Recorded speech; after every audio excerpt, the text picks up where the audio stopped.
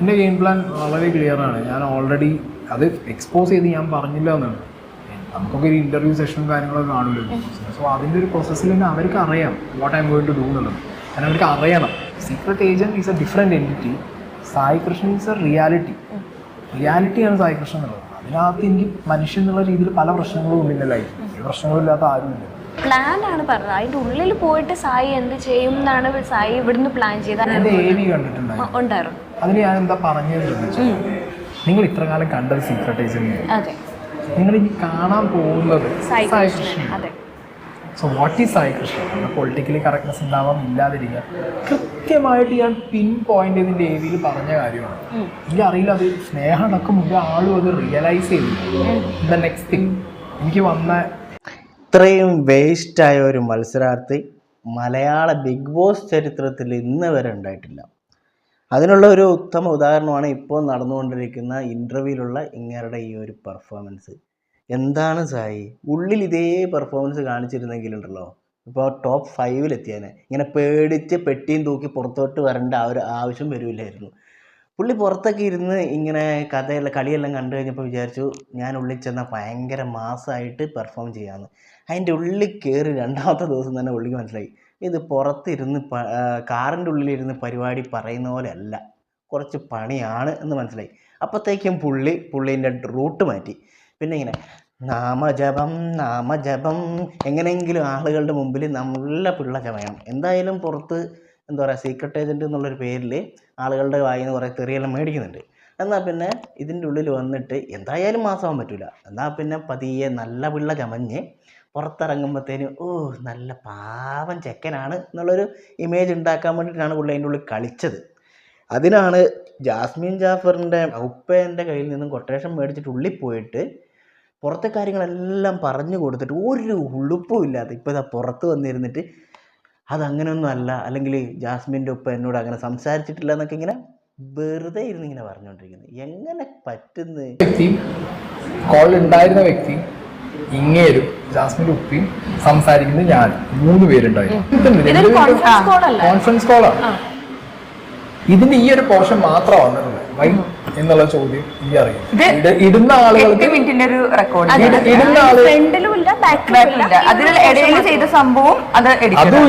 എന്റെ വോയിസ് ഇല്ല, അതിലുണ്ടായിരുന്ന 2 വ്യക്തികളുടെ വോയിസ് ഇല്ല, ജാസ്മിൻ ഉപ്പാന്റെ വോയിസ് മാത്രം. അതും ഗബ്രിയെ തെറിവിളിക്കുന്ന പോർഷൻ. സോ ആ വോയിസിന്റെ ഇന്റൻഷൻ എന്താ? ഞാൻ എന്ന് പറഞ്ഞ വ്യക്തിക്ക് ടാർഗറ്റ് ചെയ്തിട്ടാണോ ആ സാധനം, ജാസ്മിനെ ടാർഗറ്റ് ചെയ്തിട്ടാണോ, ഗബ്രിക്ക് ടാർഗറ്റ് ചെയ്തിട്ടാണോ? എന്റെ ക്വസ്റ്റ്യൻ അതാണ്. അത് ഇട്ട ആൾക്കാർക്ക് മാത്രമേ ക്ലിയർ ആവുന്നുള്ളൂ എന്ന്. അതെ, എനിക്ക് ക്ലിയർ ആണ്. കാരണം ഈ സാധനം ഇന്ത്യയിലുണ്ടല്ലോ, ഞാൻ റെക്കോർഡ് ചെയ്യുള്ളൂ. ഈ സുനാപ്പി നമ്മളെ ഇതിലുണ്ടല്ലോ. സംസാരം ഉണ്ടായി, പക്ഷെ ഈ സംസാരം സത്യമാക്കുന്ന രീതിയിൽ തന്നെയാണ് സായി അവിടെ പോയി പെരുമാറിയത്. ഈ സംസാരം ഇല്ലെങ്കിലും ഞാനത് പോയി പറയും. പക്ഷെ പുറത്തുള്ള കാര്യം അകത്തേക്ക് പറയാൻ പാടില്ല എന്നുള്ളൊരു റൂൾ ഉണ്ട്. നമുക്ക് ഒരു വാർണിങ്ങിനുള്ള സ്പേസ് ഉണ്ട്, നമുക്ക് പറയാം. ആ ഒരു മുഖത്തൊരു ആറ്റിറ്റ്യൂഡ്, ആ ഒരു ജാട ഇതെല്ലാം കണ്ടാൽ തന്നെ മനസ്സിലാവും പുള്ളിക്ക് ആകെ തകർന്നിരിക്കുകയാണ് പുള്ളി.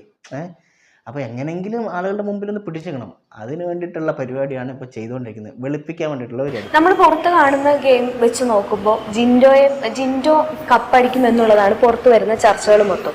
പക്ഷെ പുറത്ത് ഇഷ്ടംപോലെ സോഷ്യൽ മീഡിയയിൽ ഞാൻ നോക്കുമ്പോൾ ജാസ്മിൻ കപ്പടിക്കുന്നുണ്ട്, അർജുൻ കപ്പടിക്കുന്നുണ്ട്.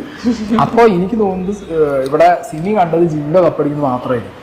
അങ്ങനെ പറയാൻ പറ്റില്ല. ഞാൻ പറയാം പൊതുവെ കാര്യങ്ങളല്ല. അപ്പൊ ഞാൻ പറയാം, എന്റെ സെർച്ച് ലിസ്റ്റ് ഞാൻ ഇപ്പൊ കാണിച്ചത്. എന്റെ സെർച്ച് ലിസ്റ്റിൽ എടുത്തു നോക്കിക്കഴിഞ്ഞാൽ ഏറ്റവും കൂടുതൽ ഫീഡിൽ വരുന്നത് ജാസ്മിനും അർജുനുമാണ്. ജിൻഡോ വരുന്നില്ല.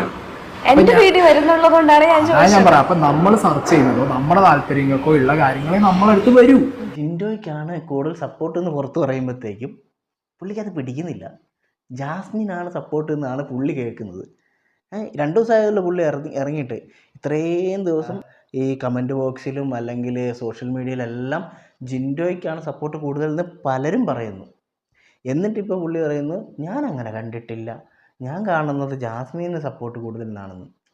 അപ്പം തന്നെ മനസ്സിലാവും ജാസ്മിൻ്റെ ഉപ്പേൻ്റെ കയ്യിൽ നിന്ന് പുള്ളി കൊട്ടേഷൻ മേടിച്ചിട്ടില്ല എന്നുള്ളത്.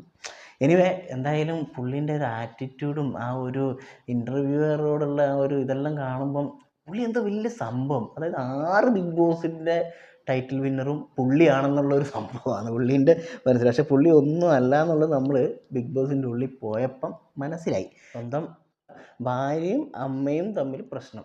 എന്നിട്ട് പുള്ളി പുറത്ത് വന്നിരുന്നിട്ട് മല്ലു ഫാമിലിയിലെ ഇഷ്യൂസും അല്ലെങ്കിൽ മറ്റേ പാലക്കാടൻ ഫാമിലിയിലെ ഇഷ്യൂസും അങ്ങനെ ഫാമിലിയിലെ ഇഷ്യൂസ് എല്ലാം എന്തിനാണ് ഇങ്ങനെ സോഷ്യൽ മീഡിയയിൽ പറയുന്നതെന്നും പറഞ്ഞിട്ട് പുള്ളി വീഡിയോ ഇട്ടുകൊണ്ടിരുന്നതാണ് ഇത്രയും നാൾ.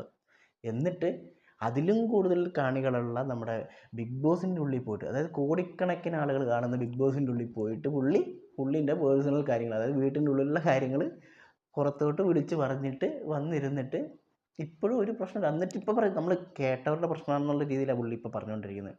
അതായത് നമ്മൾ ചെറിയൊരു വിഷയമുള്ളൂ, അത് നിങ്ങളത് വലിയ പ്രശ്നമാക്കി എടുക്കണ്ട എന്നൊക്കെയുള്ള രീതിയിലാണ് ഇപ്പോൾ പറഞ്ഞുകൊണ്ടിരിക്കുന്നത്. മനസ്സിലാവുന്നില്ല.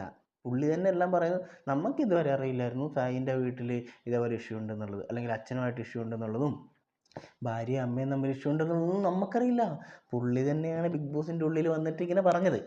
എന്നിട്ട് അതിനെക്കുറിച്ച് നമ്മൾ എന്തെങ്കിലും അഭിപ്രായം പറയുമ്പോഴത്തേനും ആ അഭിപ്രായം പറഞ്ഞവരായി കുറ്റക്കാർ. അങ്ങനത്തെ ഒരു സിറ്റുവേഷനാണ് ഇപ്പോൾ കണ്ടുകൊണ്ടിരിക്കുന്നത്. പിന്നെ എനിക്ക് ഏറ്റവും കൂടുതൽ ചിരി വന്നൊരു സംഭവം എന്താണെന്ന് വെച്ചിട്ടുണ്ടെങ്കിൽ, സായി ബിഗ് ബോസിൻ്റെ ഉള്ളിൽ പോയത് എന്തിനാണെന്നറിയോ? ഫ്ലഷ് അടിക്കാൻ പഠിക്കാനും സ്നേഹം പഠിക്കാനും ഇതിനൊക്കെയാണ് ബിഗ് ബോസിൻ്റെ ഉള്ളിൽ പോയത്. ബിഗ് ബോസിൻ്റെ ഉള്ളിൽ പോയിട്ട് വേണോ ഈ ഫ്ലഷ് അടിക്കാൻ? അപ്പോൾ ഇത്രയും നാളും വീട്ടിൽ സ്വന്തം ഫ്ലഷ് പോലും അടിക്കാത്ത ഒരാളാണ് നാട്ടുകാരെ മൊത്തം ഇങ്ങനെ നന്നാക്കാൻ വേണ്ടി നടന്നുകൊണ്ടിരുന്നത് അല്ലേ? എൻ്റെ പൊടാവേ സൂപ്പർ എന്നിട്ട് എന്തായാലും അടിപൊളി. അപ്പം ഫ്ലഷ് അടിക്കാൻ ഇപ്പോഴെങ്കിലും പഠിച്ചല്ലോ അല്ലേ?